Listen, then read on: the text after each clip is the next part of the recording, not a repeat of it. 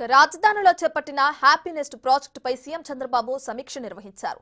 జగన్ ప్రభుత్వం అటకెక్కించిన హ్యాపీనెస్ట్ ప్రాజెక్టును మళ్లీ పునరుద్ధరించాలన్నారు. రాజధానిలో ఇంకా 3558 ఎకరాల సేకరణ చేపట్టాలన్నారు. విశాఖ, విజయవాడలో మెట్రో రైలు ప్రాజెక్టు పనులు వేగవంతం చేయాలని సీఎం ఆదేశించారు.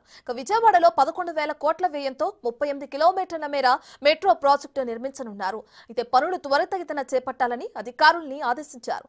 మంత్రి నారాయణ మాట్లాడుతున్నారు. దానికి సంబంధించిన లైవ్ లో చూద్దాం. అయితే ఈరోజు కాస్ట్ పెరిగినందువల్ల అది దాదాపు 900 కోట్లయింది.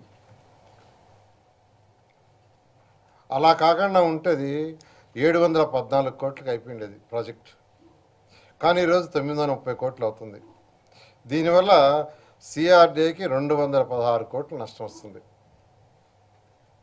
సిఆర్డీఏ ప్రాజెక్ట్ అయితే టేకప్ చేసిందో 12 టవర్లు 14.4 ఎకరాల్లో 12 టవర్లు 1200 యూనిట్స్ G+18 ఫ్లోర్స్ అంటే మొత్తం 19 ఫ్లోర్స్ 714 కోట్లకు ఆ రోజు కన్స్ట్రక్షన్ చేసేటట్టుగా మొదలు పెడితే దాన్ని గత ప్రభుత్వం నెగ్లెక్ట్ చేయటం వల్ల ఇప్పుడు 930 కోట్లు అవుతుంది. బట్ ఎవరైతే బుక్ చేసుకున్నారో వాళ్ళ కమిట్మెంట్ని మనం తప్పకూడదు. వాళ్ళ కమిట్మెంట్ ప్రకారం చేయాలా, లేదంటే రేరా కూడా ఒప్పుకోదు. రేరా రూల్స్లో కూడా వాళ్ళు యాక్సెప్ట్ చేయరు. కాబట్టి అది మనం ఇవ్వాల్సిందే. ప్రజలకు మాట ఇచ్చిన తర్వాత మన మీద నమ్మకంతో కేవలం 1 అవర్లో ఒకే 1 గంటలో అన్ని హౌసెస్ బుక్ చేసుకున్నారంటే మన మీద ఎంతో నమ్మకం ఉంది.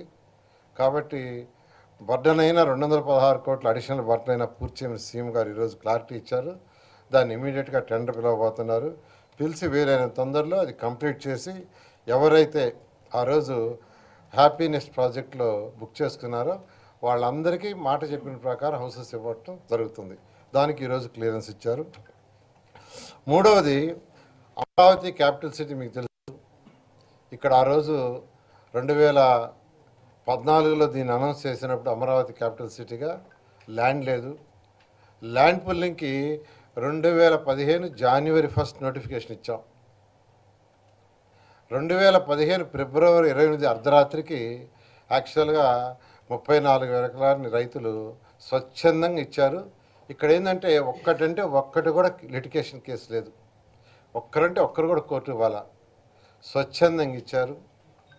అలాంటి రైతులకి యాక్చువల్గా ఏదైతే మాట చెప్పామో దాని ప్రకారం ఆల్మోస్ట్ ప్లాట్స్ ఇచ్చాం. ఇంకా కొందరికి ఇవ్వాల్సింది. ఈ లోపల యాక్చువల్గా గవర్నమెంట్ మారటం జరిగింది. అయితే గవర్నమెంట్ రాగానే ఎవరెవరు ప్లాట్లు ఇవ్వాలో అవి ఇవ్వమని అధికారులకు ఆదేశించాం. వాళ్ళు ఆ ప్రాసెస్లో ఉండారు.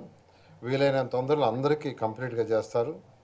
అయితే కొద్దిమంది అప్పుడు ల్యాండ్ పుల్లింగ్కి ఇవ్వలేదు, ఇప్పుడు ల్యాండ్ అంటున్నారు. అయితే మాకు ల్యాండ్ ప్లాట్లు ఎక్కడ ఇస్తారని అడుగుతున్నారు. అంతకుముందు అయితే లేఅవుట్, ఇప్పుడు అందరూ రావట్లేదు కదా ఒకేసారి, ఒక్కొక్కరు వస్తున్నాం కదా. మాకు ఎలా అంటే ఒకటే చెప్పాం, ఎవరైతే ఫస్ట్ వస్తారో ఫస్ట్ ల్యాండ్ పుల్లింగ్ ఇస్తారో వాళ్ళు ఉన్న సైట్లలో ఫస్ట్ ప్రిఫరెన్స్ వాళ్ళకి ఇస్తామని చెప్పడానికి ఈరోజు అథారిటీ మీటింగ్లో పెట్టాము. దానికి అథారిటీ మీటింగ్లో ముఖ్యమంత్రి గారు యాక్చువల్గా దానికి గ్రీన్ సిగ్నల్ ఇచ్చారు. కాబట్టి రైతు సోదరులు ఎవరైతే ఇంతవరకు ల్యాండ్ పుల్లింగ్కి ముందు వస్తారో వీలైనంత వరకు ఆ విలేజ్లోనే ఉన్న ప్లాట్లలో వాళ్ళకి అలాట్ చేసేదానికి ఫస్ట్ ప్రయారిటీ ఇస్తామని రైతు సోదరులందరికీ తెలియజేస్తున్నాను. వాళ్ళే అడిగారు, సార్ మా ప్లాట్లు ఇస్తాం, మీరు మళ్ళీ తీసుకుని మాకు అక్కడే ఇస్తే ఎట్లా, కాబట్టి మాకు అక్కడే ఇవ్వండి, ముందు ఇచ్చిన వాళ్ళకి ఫస్ట్ ప్రయారిటీ ఇవ్వండి అని రైతులు అడిగారు. దాని మీద అథారిటీలో మీటింగ్లో అడగటం చేయటం జరిగింది. ఈ విధంగా ఈ యొక్క సిఆర్డీఏ మీటింగ్ గురించి జరిగింది. అంతేకాకుండా యాన్యుటీ లాస్ట్ ఇయర్ కూడా గత ప్రభుత్వం ఇవ్వాల 175 కోట్లు ఇవ్వాలి. ఈ ఇయర్ మళ్ళీ 225 కోట్లు యాన్యుటీ ఇవ్వాలి. ముఖ్యమంత్రి గారిని అడిగాం. ఫస్ట్ ఒక ఇన్స్టాల్మెంట్ లాస్ట్ ఇయర్ ఇవ్వాల్సింది ఇమీడియట్గా ఇవ్వమని ఫైనాన్స్ డిపార్ట్మెంట్కి ఆదేశించారు.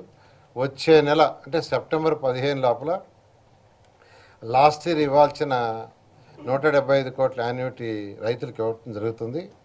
అయితే ఈ 225 ఈ సంవత్సరం కూడా కొద్దిగా ఖజానా చూసుకుని, ఖజానా అంతా ఖాళీ అయిపోయింది, అంతా అడ్జస్ట్మెంట్సే, ఎక్కడికక్కడ మ్యాచింగే.